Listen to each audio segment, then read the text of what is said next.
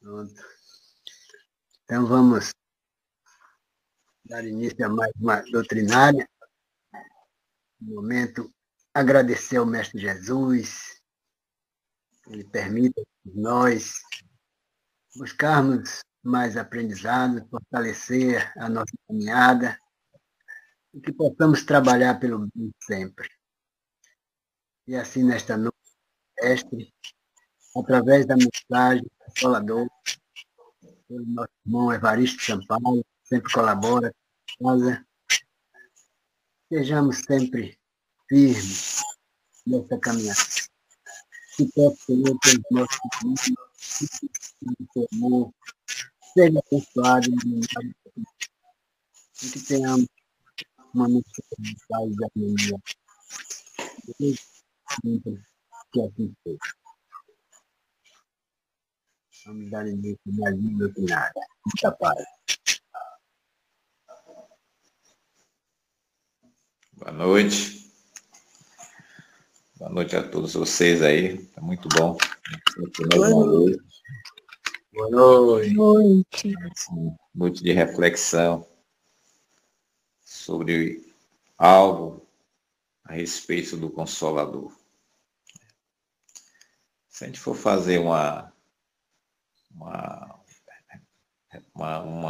perspectiva da palavra consolador, quem consola, né? E todos nós já tivemos a oportunidade de muitas vezes ser consolado, né? E consolar também. Muitas vezes, às vezes, a gente é procurado em momentos difíceis na vida de alguém, né?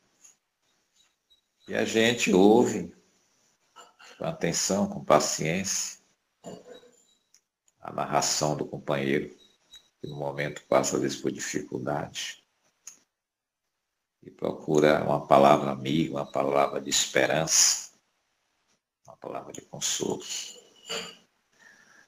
Alguns, às vezes, pelo desespero, às vezes, não procura. No momento extremo, alguém para se desabafar, para conversar. Muitas vezes para quebrar um ciclo de pensamentos negativos. E às vezes faz besteira, tirando suas vidas, né? Se enforcando, se suicidando, tomando às vezes altas doses de droga para eliminar suas vidas. E se no momento desses pensamentos negativos que às vezes envolvem as pessoas, a pessoa procurasse alguém para conversar, né? Muitos resultados nefastos talvez tivessem sido evitados. Quer dizer, aquele ponto da pessoa estar no lugar, numa ponte, querendo se jogar lá de cima, abaixo, né? Ali pensando. E de repente surge alguém assim, se fosse do nada surge alguém. E sente a estranheza daquele comportamento daquela pessoa ali, né? E abre um diálogo, né? Começa a conversar, e de repente a ideia que aquela pessoa tinha de tirar a sua vida vai dissipando, e a pessoa termina não concluindo aquele planejamento. Eu nunca esqueço, quando eu morei em São Paulo, na década de 70,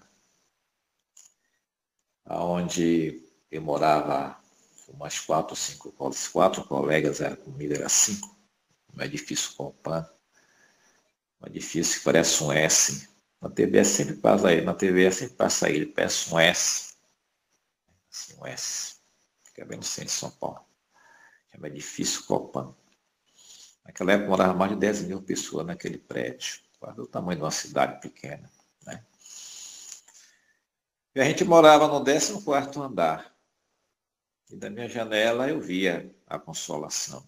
uma das ruas onde passa os corredores da São Silvestre. Eu ia Consolação. E um belo dia eu chego, à tardezinha, que eu também estava desempregado, saí para procurar trabalho. Eu chego no entro, estava um colega, um tio de um amigo, um tio, uns colegas nossos que moravam, chamava Laete, o tio de Laete. Ele tinha vindo no interior e estava procurando emprego. Ele era mais adulto do que a gente, né? Ele estava na janela, a janela toda aberta, ele na janela. Eu cheguei, cumprimentei ele, como é que tá? Isso aí, que a janela toda aberta, ele já estava pensando em se jogar lá de cima da janela, né? Acho que eu cheguei na hora certinha, né? Ele tá, rapaz, eu estava aqui pensando em me jogar daqui de baixo. Eu não aguento mais estar sempre procurar emprego e não estou achando. E, rapaz, esfriei a cabeça, é assim mesmo, a hora a porta se abre, né?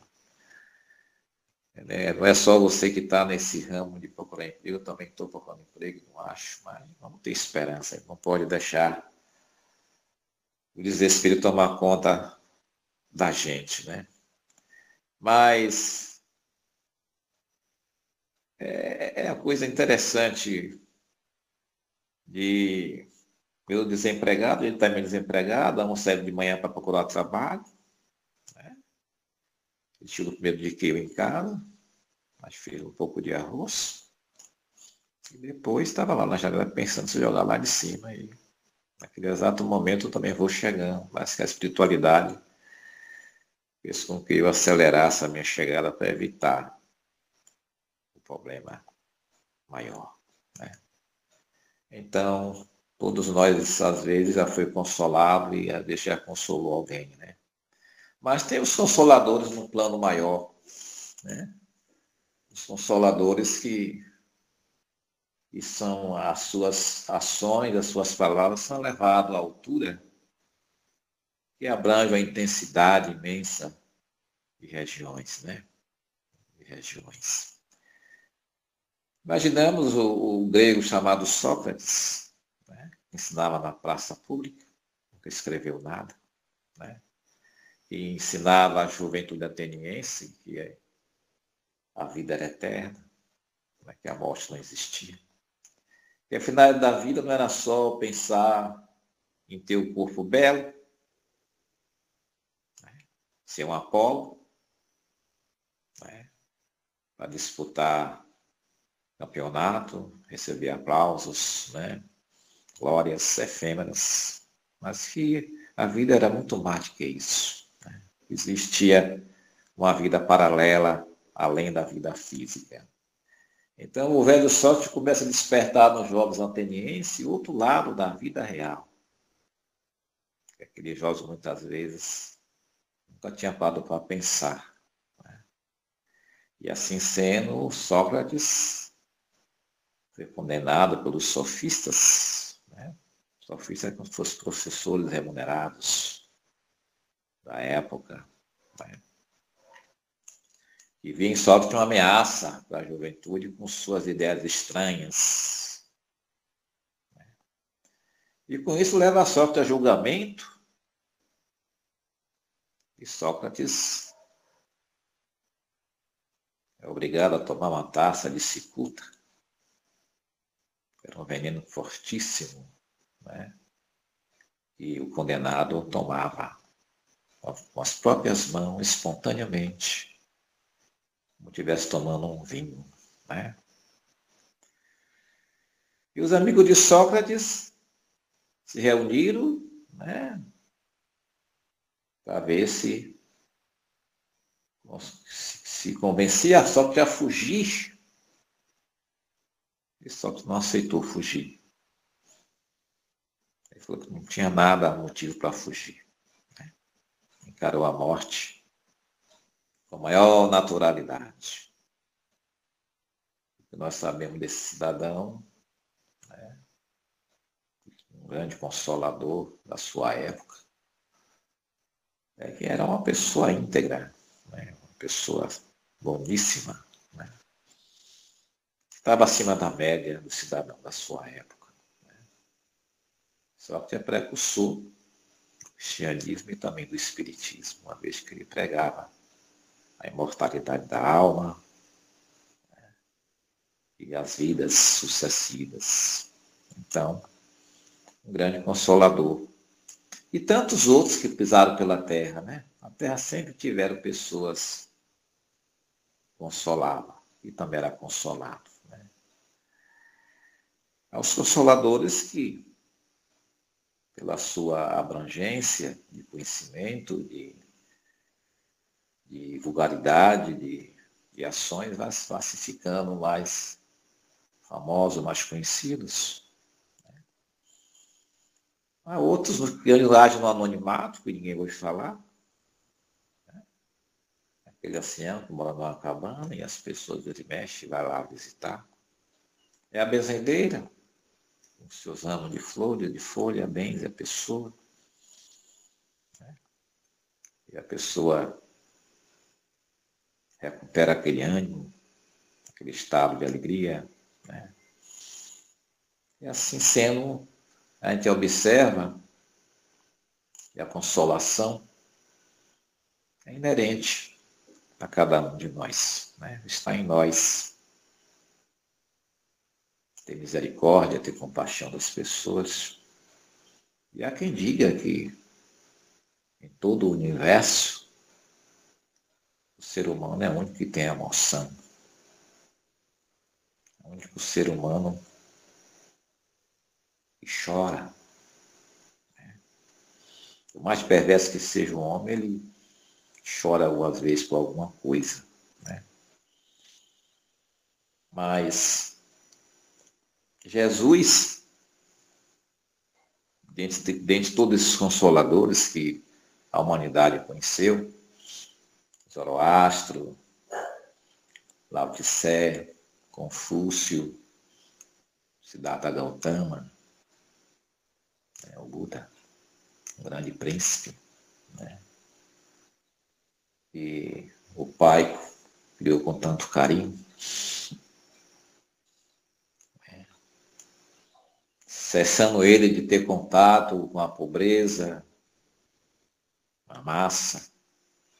Ele foi criado ali naquele palácio, uma grande extensão de terra. Ali mesmo ele casou, chegou a ter um filho. Príncipe Gautama, Siddhartha Gautama. E um belo dia, Siddhartha Gautama sai com seu servo, ambos montados a cavalo, e se distancia da propriedade do seu pai, que era rei. E chega nos limites de uma outra civilização, de outro cotidiano de vida que ele nunca tinha visto. Ele nunca tinha tido contato com outras pessoas, a não ser além das suas próprias famílias. E ele veio passar um funeral, a multidão carregando um defunto. Ele olha para aquilo e achou a coisa sofrida, né? As pessoas chorando pela perda do ente querido, principalmente os pais. Ele não retorna mais. Manda o servo voltar com o cavalo e não retorna mais para os pais. Começa peregrinando, ali e acolá. E um belo dia o Siddhartha Gautama chega àquele ponto de iluminação, alguns anos depois, e se torna um Buda. Então vejamos, né? O pai perde um filho, mas a humanidade ganhou um avatar, um iluminado, e descobriu para nós por que sofremos. É o Siddhartha que é responsável por causa disso. Por que o povo sofre? Por que a humanidade sofre? Simplesmente porque a humanidade deseja.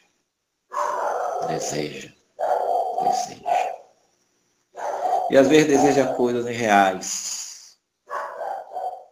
coisas difíceis de ser concretizadas. Eles passam longos e longos dias, longos anos atrás daquele desejo e não conseguem concretizá-los. Não vivencia a simplicidade, né? Como Jesus nos ensina. E vem Jesus a ensinar o caminho do amor. Siddhartha nos ensina a libertar do sofrimento. Siddhartha Gautama. E Jesus nos ensina a amar, a nos libertar por amor, com inocência de criança. E nos faz uma linda comparação quando nos diz: olhai os livros do campos, as aves dos céus, não semeiam, nem acumulam, mas entretanto o Pai os sustenta todos os dias. Aí ele pergunta: vocês não são maiores do que isso? E por que se preocupa? O que é que vamos comer amanhã? O que é que vamos vestir amanhã? Isso aqui não já está bom, era uma coisa maior.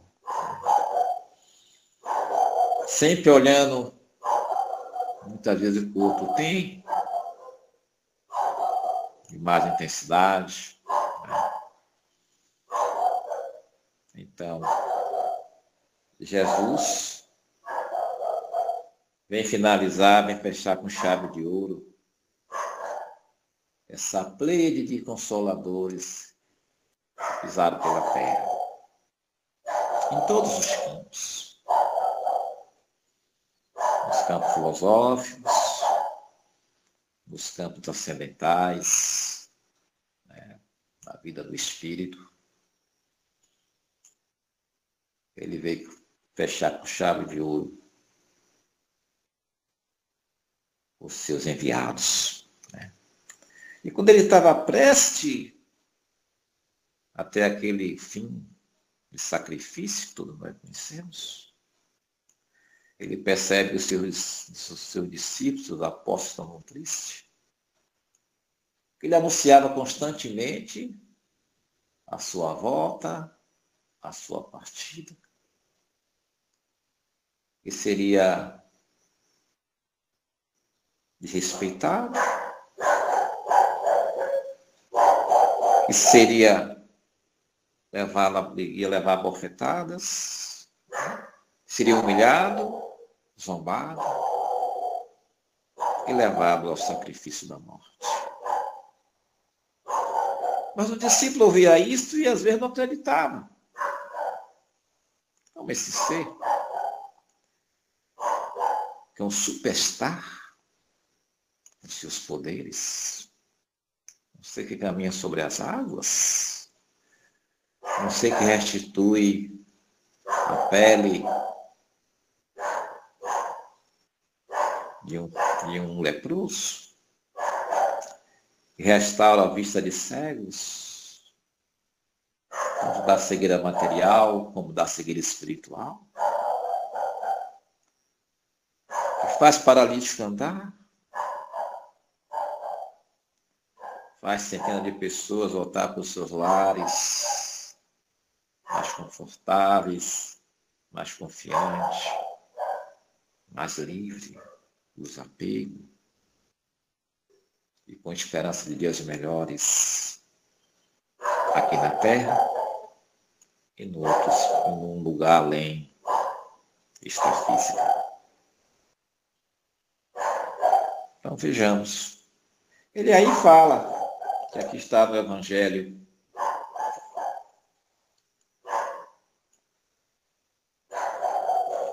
No Evangelho capítulo 6, e diz assim: se me amais, guardai os meus mandamentos, e eu rogarei a meu Pai, ele vos enviará um outro consolador, a fim de que fique eternamente convosco. Espírito de verdade, que o mundo não pode receber, porque não o vê e absolutamente o não conhece. Mas quanto a vós, conhecê-lo-eis, porque ficará convosco, estará em vós. Porém, Consolador, que é o Santo Espírito, que meu Pai enviará em meu nome, vos ensinará todas as coisas e vos fará recordar tudo o que eu vos tenho dito. Isso está registrado em João, capítulo 14, versículo 15 a 17 e 26. Então, observa que ele era um consolador, mas com os dias contados. Uma passagem rápida pela terra de 3 anos e alguns meses, né? Rapidamente. Mas que vinha deixar um ensinamento, uma boa nova, boas notícias. O Evangelho quer dizer boas notícias. Não só para aquele povo hebreu, um povo orgulhoso de raça, mas para toda a humanidade da terra. Esses ensinamentos não eram só um ensinamento local. Ele teria com o passar dos tempos e se espalhando os seus ensinamentos. E aí, continua. Jesus promete um outro consolador, o Espírito de verdade, que o mundo ainda não conhece, pois não está maduro para compreender. Consolador que o Pai enviará para ensinar todas as coisas, para relembrar o que Cristo havia dito. Se, portanto, o Espírito de verdade tinha de vir mais tarde ensinar todas as coisas, é que o Cristo não dissera tudo. Se ele vem relembrar que o Cristo disse, é que o que disse foi esquecido ou mal interpretado.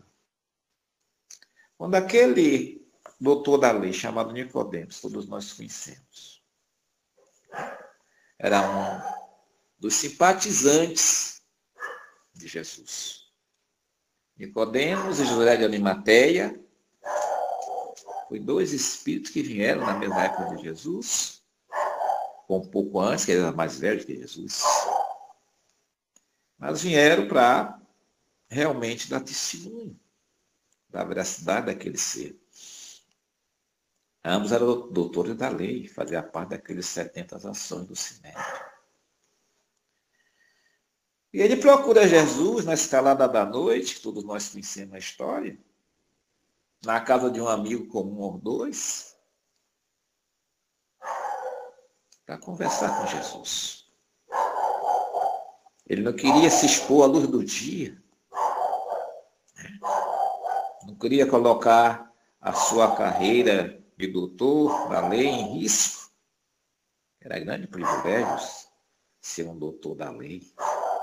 Era restrito, era para poucos. Então ele procura à noite na casa de um amigo comum, os 2. E na Boa Nova de Humberto de Campos, através da psicografia de Chico, João estava presente naquele encontro. Né? Veamos. Ele fala, mestre, ninguém faz as coisas que tu fazes se Deus não estiver com ele. Né? Ele quer saber por quê. Como é que ele fazia para chegar àquele ponto, né? Naquele estágio de ter domínio sobre as leis, né? Domínio sobre os fluidos. E Jesus fala a ele que era preciso nascer de novo. Precisava reencarnar muitas vezes, e cada uma ia evoluindo um pouquinho, até chegar a um ponto de ser um espírito com domínio sobre a matéria absoluto. E ele sai triste porque ele não entendeu bem. E Jesus pergunta a ele assim: tu és mestre em Israel e não conhece estas coisas? Um mestre em Israel não conhecia o ciclo da vida sucessivas e os indianos já ensinavam alguns milênios atrás, no Bhagavad Gita. E aí vai embora, pensativo, né? E João, jovem, né? João era um menino, mas não tinha nem 16 anos ainda na época. Por isso que ele não foi preso naquela cena lá do Calvário, né? Os outros fugiram, ele não, porque ele era uma criança. Mestre, nos ensina amanhã, à beira do lago, esse nascer de novo para a multidão, para os pescadores, para o povo em geral. E Jesus fala assim: vede, vede. Se uma multidão, se o doutor da lei saiu daqui sem conhecer esse nascer de novo, quanto mais o povo em geral. Ficará para mais tarde, quando meu Pai enviará o Consolador prometido. Vejamos. Ficará para mais tarde, quando eu rogarei ao Pai, e o Pai enviará o Consolador prometido.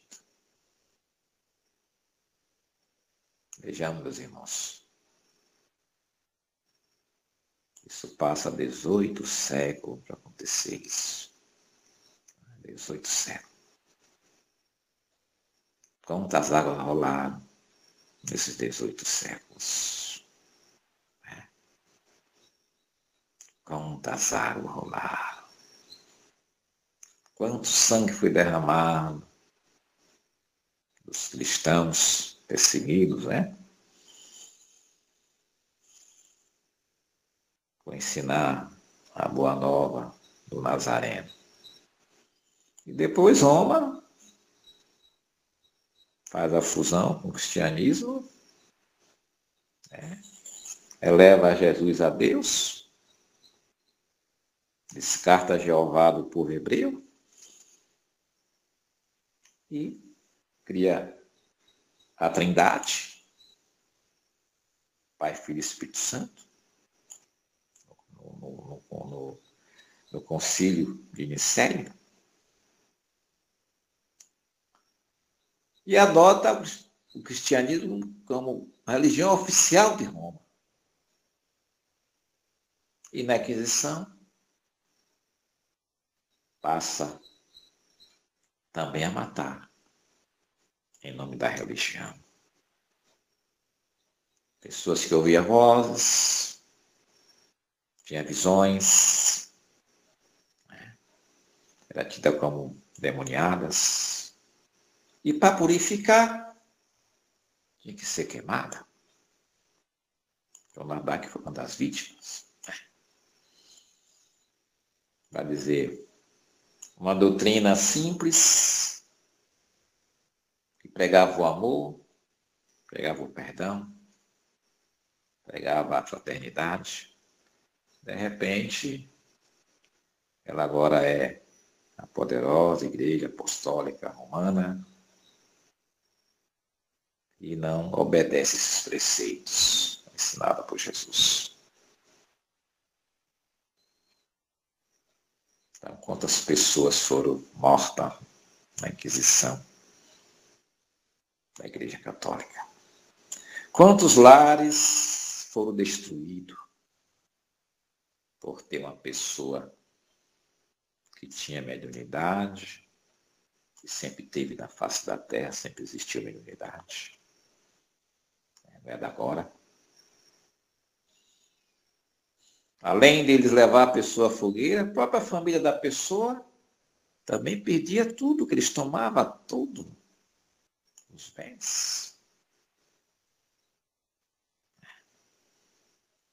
A igreja acumulava patrimônios, terras, né? A Inquisição fez muita miséria, matou muitas pessoas. Tudo em nome da religião. Mas totalmente longe da essência do tratamento de Jesus. Aí vem no meados do século XIX, né? Em todo o planeta, a mediunidade pipocando igual pipoca na panela de pressão. De criança a jovem, tendo sonhos e visões. Para cumprir a profecia, uma das profecias, no final dos tempos, vossos filhos e vossas filhas profetizarão. Jovens terão sonhos, né? Anciãos terão visões e vice-versa. Aí estava chegando a época ideal. Era a preparação já da vinda de uma grande revelação para toda a humanidade.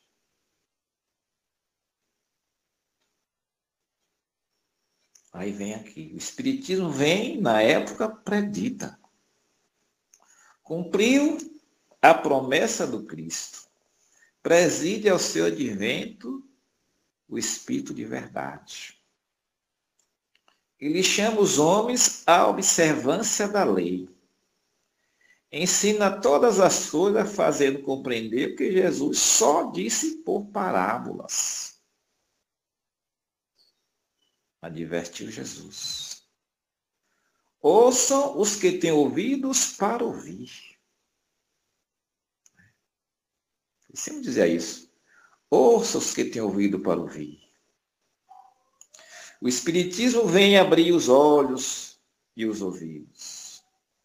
Porquanto fala sem figuras, nem alegorias, levanta o véu intencionalmente lançando sobre a certos mistérios. Vem finalmente trazer a consolação suprema aos deserdados da terra e a todos que sofrem, atribuindo causa justa e fim útil a todas as dores. Uma coisa que era fechada, né? Fechada. Somente quem tinha acesso a um ciclo iniciático de alguns privilegiados, né? De ter esses conhecimentos. Jesus promete uma revelação que ia tirar o véu. Todo mundo ia ter conhecimento. E disse ele, bem-aventurados os aflitos, porque serão consolados. Bem-aventurados porque serão consolados.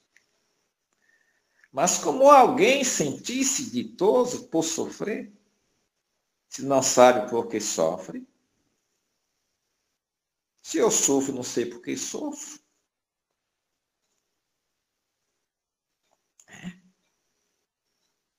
Não vai resolver nada na minha vida. Vou continuar às cegas, sem saber por que sofro. Ou então condenar alguém porque sofre. Ou condenar o próprio Senhor do Universo porque sofre. O Espiritismo mostra a causa dos sofrimentos nas existências anteriores e na destinação da Terra, onde o homem espia o seu passado. Mostra o objetivo dos sofrimentos, apontando-os como crises salutares que produzem a cura e como meio de depuração que garante a felicidade nas existências futuras. Olha que beleza. sofrimentos com paciência, sem reclamar, sem abjurar, sem condenar ninguém. É uma cura dos nossos males passados. E vai melhorar o nosso amanhã, uma outra existência. O homem compreende que mereceu sofrer e acha justo o sofrimento. Se cada um de nós sofre num certo momento da nossa existência, e nós temos esse conhecimento da vida espiritual, da vinda e ida, incessantemente, a gente vai aceitar o sofrimento como se fosse uma gratidão. Eu estou depurando o que eu fiz de errado. Sabe que este lhe auxilia o adiantamento e o aceita sem murmurar. Como o obreiro aceita o trabalho que lhe assegura o salário. O Espiritismo lhe dá a fé inabalável no futuro e a dúvida pungente não mais se lhe apossa da alma. Aquela dúvida não tem mais lugar na nossa alma.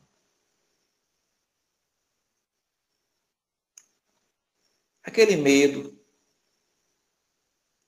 de parar numa panela quente de óleo do inferno eternamente. Sai, não tem sentido.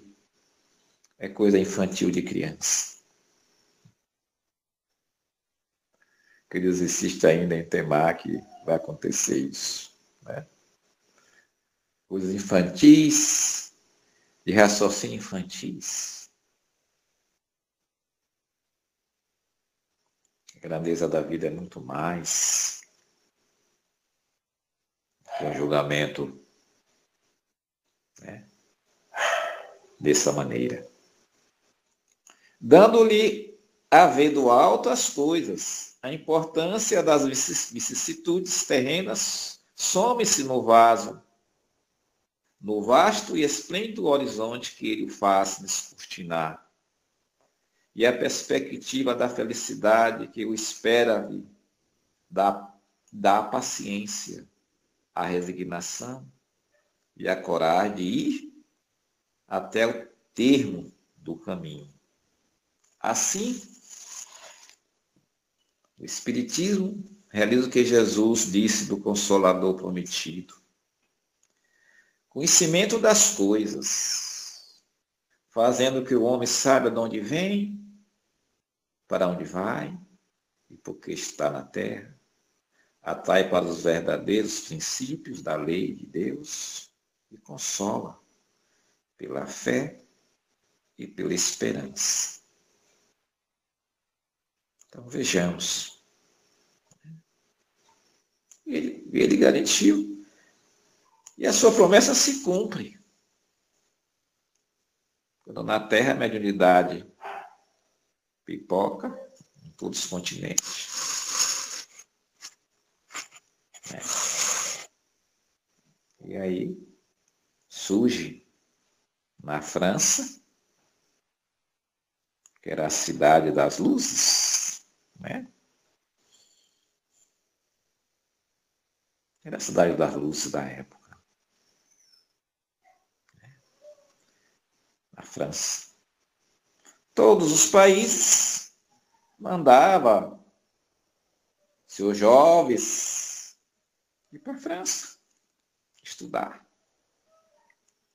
Os mais abastados mandavam seus filhos ser educados na França, Inglaterra, França.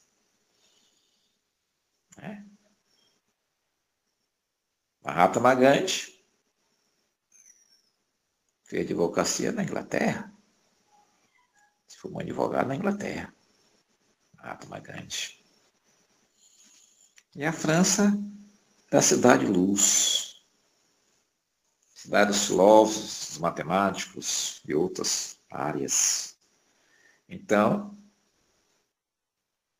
foi fácil para a espiritualidade dizer, não, vai começar por aqui. E daqui espalha por todas as regiões da Terra. Porque quem vem para aqui, para a França, vai ter conhecimento desse novo advento. E vai levando a notícia para as suas cidades quando retornarem.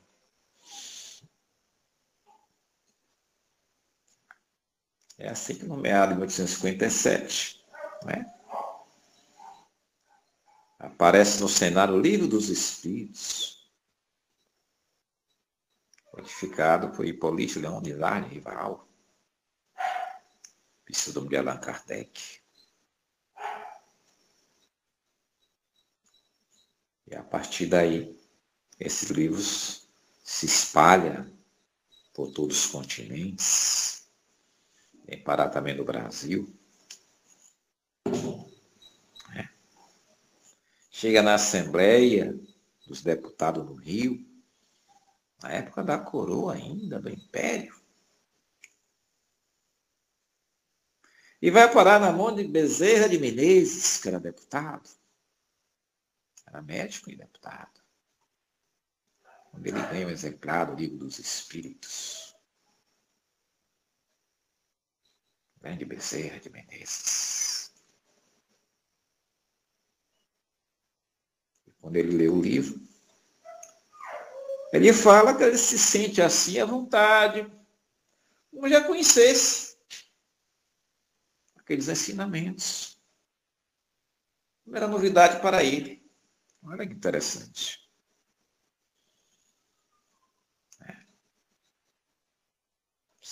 Sinal que a gente reencarna. E a pluralidade da existência não é engodo, é um fato. Que a gente guarda na nossa memória espiritual, né, os nossos conhecimentos do nosso passado, que não se perde.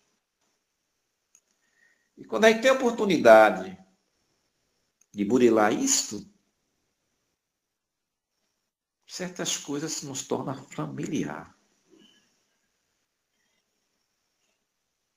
A gente entende com maior facilidade que existe um pré-conhecimento inato em cada um de nós. E aí vem esse consolador, essa doutrina maravilhosa, que consola tantos corações desesperados.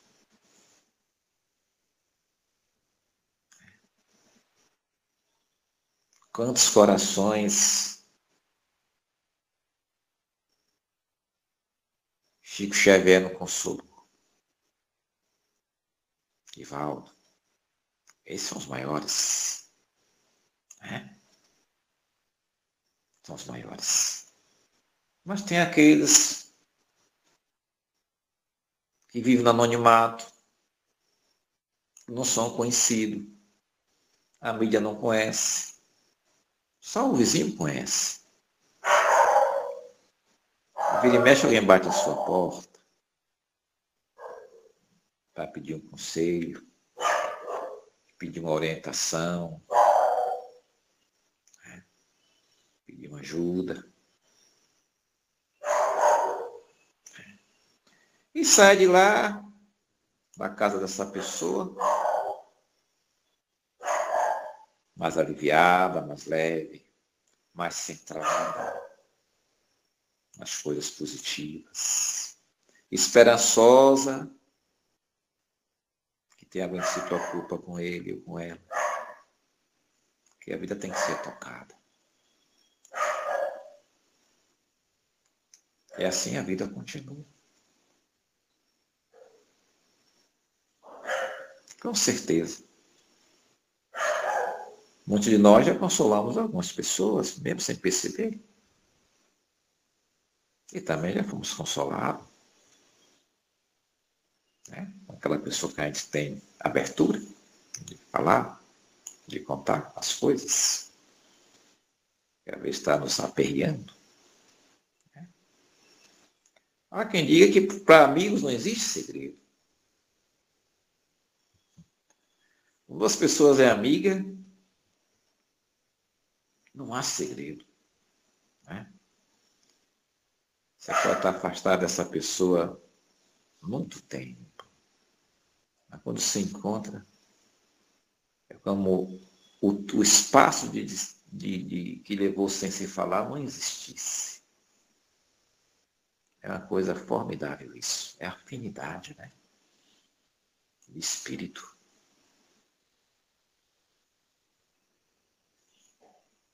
Você pode levar 10 anos sem ver aquela pessoa. A pessoa foi embora para outro lugar. De repente ele volta de férias, vai te visitar. Parece que não saiu do lugar, porque o diálogo continua. Bota em dias os assuntos, né? Na maior confiança, com naturalidade. E assim,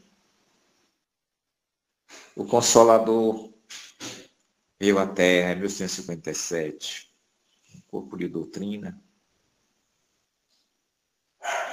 formada por uma pleia de espíritos, coordenado por esse espírito de verdade. E nós só temos a agradecer. Gratidão com Allan Kardec, Hipólite, esse camarada que era educador, era um pedagogo, era um homem de ciência na França, que se preocupava com a educação das crianças, né? Criando métodos de alfabetização, método de resolução de matemática, para que os próprios pais ensinassem seus filhos também. Filho de magistrados. De repente ele se depara com essa questão do sobrenatural, entre aspas, do maravilhoso, entre aspas. Chega um catatal de documento trazido por uma família que tinha 2 crianças, tinha mediunidade, crianças de 10, 11 anos, 12. Com perguntas e respostas, já recebeu um bocado de catatal de informações. Ele não começou do zero. A família o procura. E aí, o homem pedagogo fica de lado, e o grande codificador entra em cena. Vai organizar, selecionar todas aquelas perguntas e respostas que tinha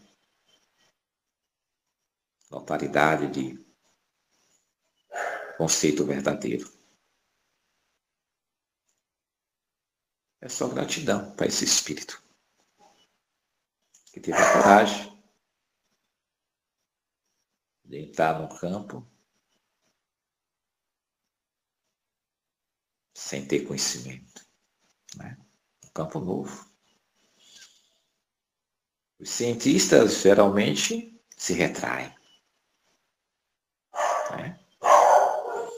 A ciência ainda não bateu o martelo sobre a veracidade dos fenômenos espirituais, dos ensinamentos que o espiritismo divulga. Mas existem cientistas que assumem essa verdade. Né? Na USP tem um médico chamado Sérgio Felipe, doutor Sérgio Felipe, ele é espírita. Pode jogar no YouTube aí que vocês vão assistir várias palestras sobre ele. Principalmente sobre a pineal. Ele tem peça pineal fantástica. Chama doutor Sérgio Felipe, professor da USP, formado em medicina. Ele divulga o espiritismo lá dentro da universidade.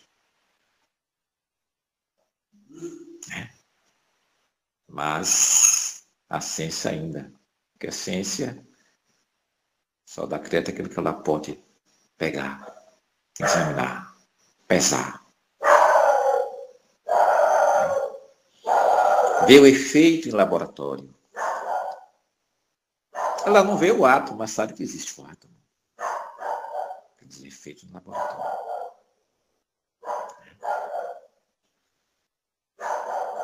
Mas um dia a ciência dará seu testemunho. Assim como vários cientistas já deram seu testemunho, como William Crookes, que viveu 3 anos e meio com Kai-Chi King nas suas pesquisas. Mas mesmo o exemplo de William Crookes, que é outro que eu tiro o chapéu pela sua coragem, os cientistas esqueceram que esse homem era um homem de ciência, o maior homem do seu século, em termos de ciência, de física e de química. E desse testemunho do fenômeno espírita do espírito. Mas nenhum outro, a não ser alguns que pessoalmente são, pessoalmente são espírita, acredita no fenômeno, que vivencia isto. Mas a maioria, alguns que têm até conhecimento, às vezes fica com medo de perder a sua posição, de perder a sua profissão, porque é logo olhado com desconfiança, com preconceito. Obrigado, Jesus, obrigado, Kardec, por nos ter trazido essa grande obra para a humanidade e consola. Nos mostra o nosso amanhã no além, que não deixa a gente ter certeza que está no céu. É incerteza. A gente não sabe o que nos aguarda. Do outro lado, a certeza é que a gente não morre.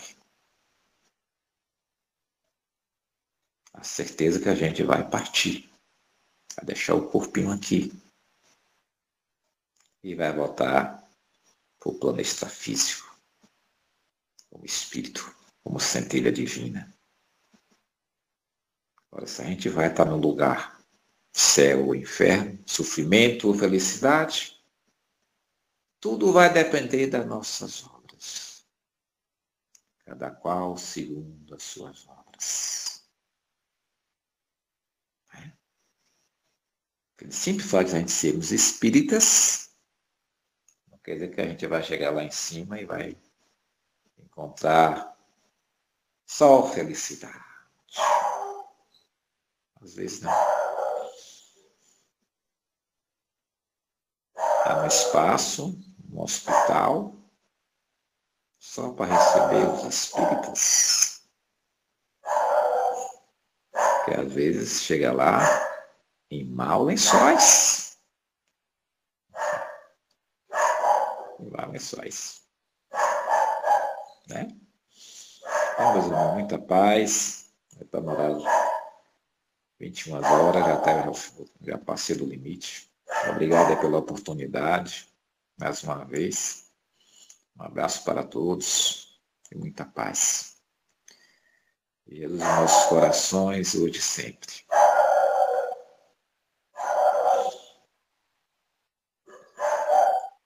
Seja isso. A caminhada não é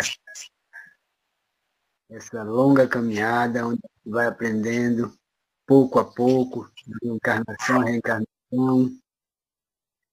A gente vai trabalhando, vai melhorando, vai deixando hábitos negativos, é aquela transformação do homem velho para o homem novo, que é exatamente deixar esses hábitos antigos e aí buscar novas perspectivas, mas para isso é preciso suor, trabalho, dedicação para encontrar luz. Muito bem, Deus te abençoe, Deus te proteja todos nós, envolvendo num momento de paz e de harmonia. Fidelis. Pode falar, Fidelis. Boa noite. Boa noite, Evaristo. Evaristo, a sua Boa noite, reflexão Felipe. foi uma verdadeira consolação para mim. Obrigado por tudo, obrigado pela sua palestra, pelo seu comentário. E é assim mesmo que você falou. A gente sempre vai consolar alguém e também ser consolado, né? Não vamos chegar no mundo espiritual, às vezes, como a gente está pensando. Mas é de acordo com nossas obras é que a gente vai ter o merecimento. Muito boa a sua reflexão. Parabéns e Deus te abençoe sempre. A todos nós. Parabéns, Evaristo. Eu, particularmente, eu fico sem palavras, assim, de escutar tanta mensagem, né? Aquela mensagem que cai na alma. E a gente se pergunta, se eu sei, por que não faço? E aí fica aquele ponto de interrogação. E a gente pensa, amanhã eu faço melhor. E queira Deus que faça mesmo. É isso. Parabéns, né? Eu acredito que palavras têm que atingir corações, ver assim o que a gente pode melhorar, né? Que nem tudo que você falou. Eu particularmente eu assim admiro muito Sócrates, né? Aqueles pensadores, né? Eu gosto muito da filosofia deles. E você falou muito bem. E é isso. Finalizando a doutrinária da noite, agradecendo sempre a Deus por nos estar dando essa oportunidade do aprendizado e peço para o próprio Evaristo fazer a prece final da doutrinária da noite.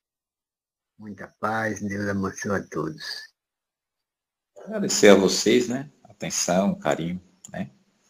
Nós somos todos aprendizes, estamos sempre aprendendo, refletindo, lendo alguma coisa para ser comentado, né?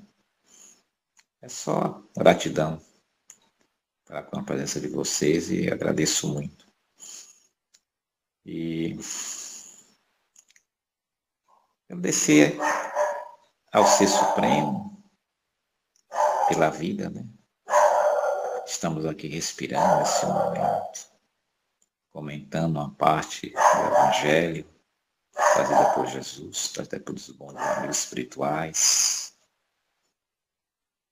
Agradecer pela chuva que cai todos os dias, nesse mês de agosto, que está muito chuvoso.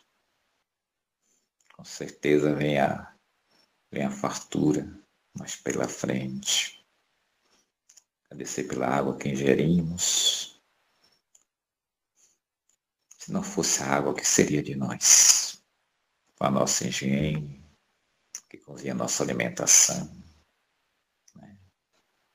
Da vida às plantas. O ar que respiramos. Precisamos de oxigênio, o ar contém. É só agradecimento pela natureza que nos envolve. Todos os dias eu agradeço a Deus por estas coisas que faz parte de nós. O alimento material que vem da natureza, que chega à nossa mesa. A chuva é grande responsável por isso. A água. E agradecer a Jesus por nos ter ensinado também a orar, a amar, a perdoar a todos, sem exceção. Com sua prece que ele nos ensinou há 2000 anos, Pai nosso, que estais nos céus, santificado seja o vosso nome. Venha a nós o vosso reino, seja feita a vossa vontade, assim na terra como nos céus. O pão nosso de cada dia, dai-nos hoje. Perdoai as nossas ofensas, se assim perdoarmos aos nossos devedores. Não nos deixe cair em tentações, mas livra-nos, Senhor, de todo mal, porque vosso é o reino, o poder e a glória para sempre. Amém. Muita paz para todos nós, para todos vocês. Uma boa noite de sono para todos nós. Muita paz.